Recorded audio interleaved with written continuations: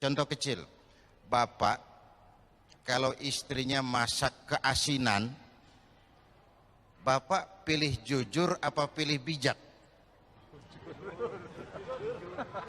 Kalau pilih jujur pasti ribut. Goblok lu masak keasinan, pasti ribut. Ayo pilih jujur apa pilih bijak? Mesti bijak tuh. Oh, soal keasinan sih bagus, sedikit kita cobain udah berasa, jadi hemat. Itu sebabnya Quran bilang innallaha ya'muru bil adli wal ihsan. Taruh ini telur di pinggir meja, nak. Anak yang jujur taruh di pinggir meja. Anak yang ihsan ketengahan dikit, bijak tuh, ketengahan dikit, nanti jatuh kalau di pinggir. Dan itu bukan pelanggaran. Contoh lagi, Bu, suami nyupir taksi, pulang kerja capek, panggil anaknya, nah tolong badan bapak diinjekin. Kata anaknya, nggak mau pak, itu kurang ajar. Nah coba lihat di sini, konteksnya kan beda ini. Ini permintaan sang bapak, tolong nak, bapak diinjekin badannya pegel. Bapaknya yang minta. Kalau nggak diminta baru kurang ajar. Datang-datang bapaknya diinjekin itu. Tapi long bapaknya yang minta. Ya. Jadi yang ketiga, bohong yang boleh itu apa? Bohong untuk menyelamatkan jiwa seseorang. Itu boleh. Pak, rumah Pak Zainuddin di mana? Kenapa, Bang? Mau tak bunuh dia. Oh, udah pindah, Mas. Pindah. Kemana? Nggak tahu saya. Ujung berung ujungnya lagi sana. Udah pindah. Kita tahu persis, tapi kita bilang nggak tahu untuk menyelamatkan nyawa orang yang jelas tidak bersalah. Itu boleh. Nah, sekarang soal su'uzon, buruk sangka. Quran pesan, jangan kamu berburuk sangka, karena buruk sangka itu sebagian daripada dosa. Jadi belum apa-apa, kalau sudah kita mulai dengan buruk sangka, itu sudah dosa. A priori namanya. Inna ba'da zanni ismun.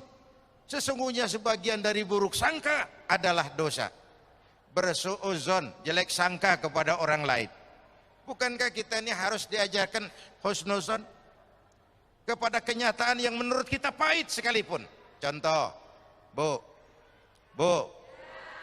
maaf Pak, kalau Bapak kan tenang, CS. Nih reseh nih ini. Kita meleng jadi ngobrol nih kerjaannya nih. Bu. Satu hari seorang petani kerja di ladang. Selesai kerja, istirahat, dia tidur di bawah pohon beringin. Di sebelah pohon beringin ada pohon semangka.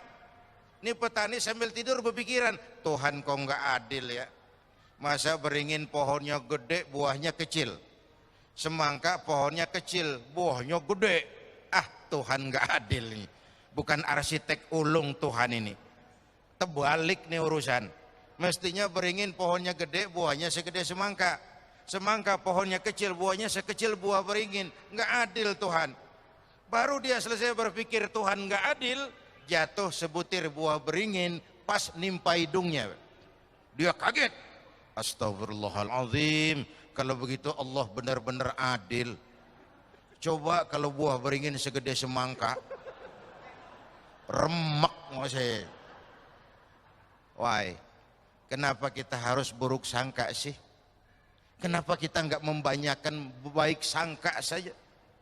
Bahkan Allah pun kita protes. Gua kan sujudnya rajin, ngapa rezeki syarat amat sih? Kenapa sih? Ayo jujur, dalam hidup kita sering kayak petani tadi itu. Tuhan pun kita protes.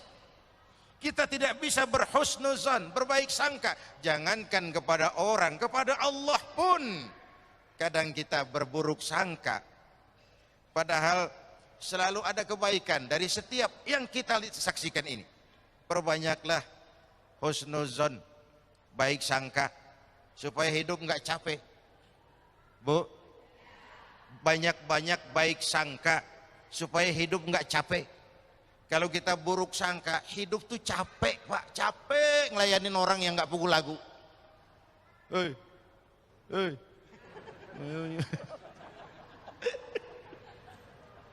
Aduh, speechless nih ngomong. Tomak dari bahasa Arab to mim ain, tomak diterjemahkan ke bahasa Indonesia menjadi tamak, serakah, rakus. Kalau dalam dunia sio itu simbolnya monyet. Monyet, coba lihat monyet, kasih pisang makan, penuh mulutnya, lemparin lagi, kakinya megang, kasih lagi, tangannya nyepel, mulut penuh, tangan megang, kaki megang, temennya sebelah dikasih, masih dirampas juga. Monyet. Itu yang bikin menghambat pemerataan pembangunan di Indonesia kan monyet-monyet serakah ini. Nah, puasa ini mengantisipasi sifat tomak itu dengan warok dan kona'ah, merasa cukup. Coba, ini kalau gini hari ini, apalagi 5:30 sebentar lagi nanti, kayaknya apa aja mau kita makan. Kayaknya kalau boleh orang lain jangan kebagian. Semua saja buat saya. Tapi nanti kena seteguk air sepotong roti selesai itu. Orang kaya, orang yang hidupnya cukup. Orang miskin, orang yang selalu merasa kurang. Itu tasawuf. Orang kaya, orang yang hidupnya cukup. Orang miskin, orang yang selalu merasa kurang. Maka sifat-sifat tomak tadi sudah digambarkan dengan hurufnya, Ustaz. Huruf to, mim, ain. Coba lihat. To tengahnya bolong. Mim tengahnya bolong. Huruf ain kalau berdiri sendiri, mulutnya nganga, perutnya gede. Oh, jadi orang tamak, mulutnya nganga, perutnya gede, bolong. Diisi seapapun nggak akan pernah cukup. Bu, itu yang Nabi isyaratkan. Lau anna libni Adam wadiyani min dhahabin labtagha lahu masalisan. Kalau manusia diberikan 2 ladang emas, puas? Tidak. Mereka akan cari ladang emas ketiga. Tidak akan penuh mulut manusia kalau belum dijejali dengan tanah di balik papan. Di balik papan itu papan di baliknya. Itu namanya balik papan. Itu sudah dijejali tanah baru tenang hidupnya. Dalam konteks dengan puasa, saya memang pernah bilang, dunia pendidikan bilang pendidikan akan lebih berhasil kalau bersifat audio visual. Saya kira itu arahnya. Ngajar anak berenang, bawa ke kolam. Ngajar anak naik sepeda, berikan sepedanya. Ngajar orang cinta fakir miskin, rasain lapar. Nggak bisa kan ngajar orang berenang di teori doang. Ke kolam nggak pernah. Teori hafal, sekali terjun gaya batu. Nggak nimbul lagi. Nah, yang saya maksud audio visual dalam konteks puasa tadi. Yang terakhir ya? Ibu, apa tadi ya? Bagaimana kiat agar bisa lidah, kiat menjaga lidah. Ya, sepanjang Ramadan banyak zikir, banyak baca Quran. Kalau diajak ngomongin orang, maaf lidah saya lagi puasa, maaf kuping saya lagi puasa, maaf mata saya lagi puasa. Bu, habis maghrib aja kalau ngomongin orang, umpamanya. Tapi ya terlalu, wong siang ditahan kok malah begitu ada peluang. Saya mau bilang gini sebenarnya, kemampuan mengendalikan diri bukan pada waktu siang, Pak. Kenapa? Situasi dan kondisinya tidak menunjang puasa. Tapi begitu maghrib, segalanya boleh, situasi dan kondisi memungkinkan, di situ kelihatan pengendalian diri itu. Apa terjadi pembalasan dendam? Mumpung boleh, semua sikat. Yang saya maksud tadi, kalau mau bohong, bukan berarti habis maghrib boleh bohong, bukan. Justru di situ peluang. Kalau sanggup tidak bohong juga, itu dahsyat. Itu dahsyat. Jelas, Bu? Ya, jangan pikir saya ngeri sugesti untuk bohong, tidak. Justru pengendalian diri sesudah maghrib pada saat situasi dan kondisinya mengizinkan. News, berita masih lebih tinggi sedikit dari infotainment. Berita, rakyat kita masih suka berita ternyata.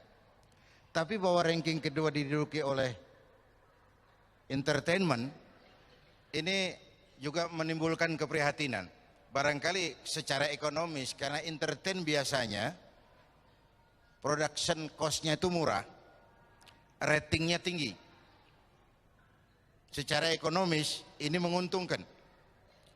Lalu masyarakat kita memang senang dengan berita-berita tentang public figure, tentang selebritis. Setiap hari, pagi, siang, sore, tengah malam dijadikan idola, dipuja, untuk kemudian juga dicela sekaligus.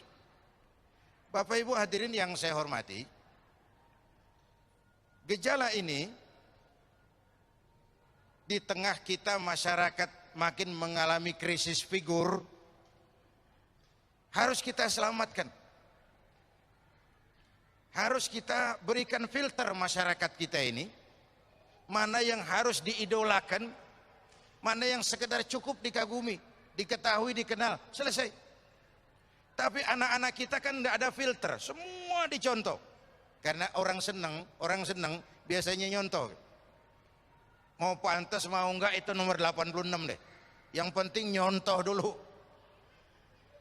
Sampai di kampung saya anak-anak muda celananya pakai paku semua itu, pakai rantai, padahal nggak kemana-mana, nggak show dia. Tapi memang orang cinta itu nyontoh. Nah, dalam kaitannya dengan gosip tadi, dengan berita-berita yang tidak benar tadi, inilah yang harus kita jadikan sebagai filter di tengah-tengah masyarakat kita. Jangan sampai masyarakat kita dibentuk oleh entertain. Sekali lagi, kita percaya bahwa entertain ini memang membuka banyak lapangan kerja. Tapi jangan sampai masyarakat kita dibentuk oleh yang namanya entertain ini. Karena begitu intensifnya penayangannya, sampai kadang-kadang setiap hari, tidak ada hari tanpa diisi dengan hal-hal seperti itu.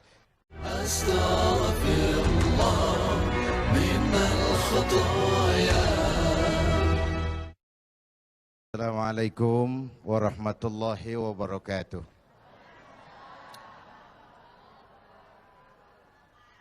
Mohon maaf macetnya jalan, tetapi kan terlambat lebih baik daripada nggak datang sama sekali. Itu dalilnya orang yang terlambat. Terima kasih Ustadz kita tadi yang sudah mengisi waktu dan memberikan arahan yang sangat baik buat kita semua dalam pembicaraan mengenai puasa dan membangun gaya hidup. Setiap ibadah yang dikerjakan dengan benar pasti punya dampak dalam memperbaiki moral orang yang melaksanakan ibadah itu sendiri. Sehingga ibadah itu ada asarnya, ada pengaruhnya. Tidak hanya hal bersifat temporer, tapi membangun kepribadian. Kalau Ramadan pakai jilbab, selesai Ramadan selesai jilbabnya, itu musiman. Itu belum membentuk kepribadian. Yang dimaksud membentuk kepribadian itu melekat dalam dirinya apa yang dilaksanakan sebagai hasil dari pelaksanaan ibadah puasa. Kalau sekedar trendian, sekedar musim-musiman, itu belum merupakan kepribadian. Gaya hidup bagaimana yang dibentuk oleh ibadah puasa? Pertama, gaya hidup sederhana. Ya Bu? Apa? Gaya hidup sederhana. Coba, ini kalau sudah mau maghrib ini, 5:30, kayaknya semua saja kepengen kita makan. Kayaknya kalau boleh orang lain jangan kebagian. Padahal nanti kena seteguk air, sepotong roti, sebutir kurma, sudah kenyang rasanya itu. Orang kaya, orang yang hidupnya cukup. Orang miskin, orang yang selalu merasa kurang. Allah disebut maha kaya karena Allah nggak perlu apa-apa. Kita sering miskin karena keperluan kita terlalu banyak. Puasa menjadi rem ke arah itu. Dengan sifat yang disebut qanaah, merasa cukup dengan apa yang diberikan oleh Allah Subhanahu wa ta'ala. Gaya hidup sederhana ini sangat diperlukan di tengah kita sebagai bangsa sedang mengejar segala ketinggalan-ketinggalan kita, melakukan kerja keras, membangun hari esok yang lebih baik. Di tengah-tengah kita berada pada suatu krisis yang diakibatkan oleh krisis ekonomi global. Karena itu, sikap hidup sederhana sesungguhnya sebuah langkah untuk memperaih kebahagiaan. Yang kedua, puasa ini membangun gaya hidup yang wara, terpelihara. Jangankan dari yang haram, bahkan dari yang syubhat sekalipun. Karena yang kita makan, yang kita minum sesungguhnya akan melahirkan energi yang menggerakkan sel-sel pembuluh saraf kita. Orang yang melulu memakan makanan haram biasanya akan cenderung berpikir kepada yang haram juga. Dengan gaya Ramadan mah, rezeki itu yang penting halal. Ya Bu ya, biar banyak, kalau halal enak. Yang halal itu yang membawa berkah. Dan berkah itu penting dalam hidup ini. Sebab betapapun juga kekuatan materi, tanpa yang namanya berkah, sulit mencapai kebahagiaan. Hadirin Bapak Ibu dan segenap pemirsa TV One yang saya cintai. Kita kembali bicara soal puasa membentuk gaya hidup. Sederhana, wara, dan yang ketiga, pandai memanfaatkan waktu secara efektif dan efisien. Tempo hari saya bilang penyakit bangsa kita yang agak kronis sekarang ini kan tiga. Kudis, kurap, kutil. Kudis, kurap, kutil. Sumber penyakitnya satu, kuman. Kudis kurang disiplin. Kurap kurang rapi. Kutil kurang teliti. Sumber penyakitnya kuman, kurang iman. Ini enggak ada rujukannya, ini namanya ilmu utak-atik. Ayo kita dekati. Penyakit pertama kudis. Kita ini bangsa yang rendah disiplinnya di semua bidang. Di semua bidang. Di bidang ekonomi kita ini sudah jatuh jadi bangsa yang konsumtif. Iklan cuma mendidik kita, belilah, makanlah, pakailah, minumlah. Enggak ada seruan bikinlah, tanamlah, bikinlah. Yang ada belilah, makanlah, pakailah, minumlah. Puasa baru 3 hari sudah iklan lebaran, itu gimana otak kita? Puasa baru 3 hari sudah beli segala macam buat kebutuhan lebaran. Mau dididik apa rakyat kita ini? Padahal sebagai bangsa kita raih kemerdekaan dengan keringat, air mata, darah, dan nyawa. Mestinya kita bangsa yang produktif. Tapi kita sekarang konsumtif dan instan. Gaya hidup kita konsumtif dan instan. Tahu instan? Ogah keringetan. Segalanya mau cepat, mau cepat, mau cepat. Mau sukses tapi nggak mau proses. Kudis. Itu tol tadi macet bukan hanya karena kendaraan terlalu banyak. Tapi kadang faktor seenaknya di jalan itu loh. Udah mobil tua, yang nyopir tua di kanan terus. Capek yang belakang itu. Kudis. Biar Ramadan kelihatannya gaya santai, tapi jangan seenaknya. Ada nuansa menggunakan waktu yang efektif. Ngabuburit, tapi ya diisi dengan yasinan. Jangan lalu kelayaban di mall, lalu berpotensi mengurangi nilai pahala. Itu saya kira. Berpotensi mengurangi nilai pahala. Karena apa? Agak sulit jaga mata. Yang nggak boleh itu kan ngeliatin itu. Kalau kelihatan, itu rezeki. Al-ula laka wa thaniyatu alaika. Yang pertama rezeki, yang kedua dosa, ulangannya itu. Nah, saya balik kepada soal kudis. Gaya hidup kita ini sudah instan. Saya bilang korupsi agak sulit diberantas kalau petinggi-petinggi kita disiplinnya takut atasan, bukan takut Tuhan. Penjilat, jual muka, setor wajah, kan itu yang musim sekarang. Sama seperti anak muda tengah malam naik motor ngebut, perapatan lampu merah nyodok terus, dicegat sama polisi. Berit, iya pak. Minggir, siapa? SIM, ada pak. STNK, ada pak. Tahu lampu merah? Tahu pak. Kenapa jalan terus? Saya nggak tahu, ada bapak. Kan begitu disiplin kita sekarang tuh. Itu kan disiplin takut atasan, bukan takut Tuhan. Nah puasa ini menanamkan rasa disiplin otonom yang tumbuh dari dalam. Yang kedua, penyakit kita kurang rapi. Kita ini bangsa yang lemah manajemennya, sering amburadul birokrasinya. Kita bisa membangun masjid, tapi memanage masjid kita kalah. Kita bisa bangun sekolah, tapi bersaing kita kalah. Yang terakhir tadi apa? Kutil, kurang teliti. Ini masyarakat kita sekarang masyarakat cepat heran, gampang kagum. Ada nabi baru, ada aja yang ikut. Ada aliran aneh, ada aja yang masuk. Masyarakatnya lagi kutil, kurang teliti. Masyarakat mall, coba lihat nih ibu-ibu. Kalau ada mall baru, rame-rame dia pergi. Sebelah sana buka, rame-rame ke sana. Enggak belanja. Numpang heran doang. Ayo ngaku lu, ngaku. Numpang heran. Masyarakat kutil. Nah puasa melatih kita untuk bersikap hati-hati. Ada orang yang tidak suka digosipkan, itu sehat. Ada orang yang sangat suka digosipkan, itu sakit. Itu sakit.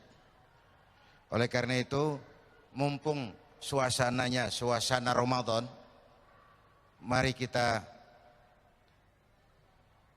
kembangkan sikap menjaga lidah. Saya kembali ke awal, kecil bentuknya tapi besar akibatnya.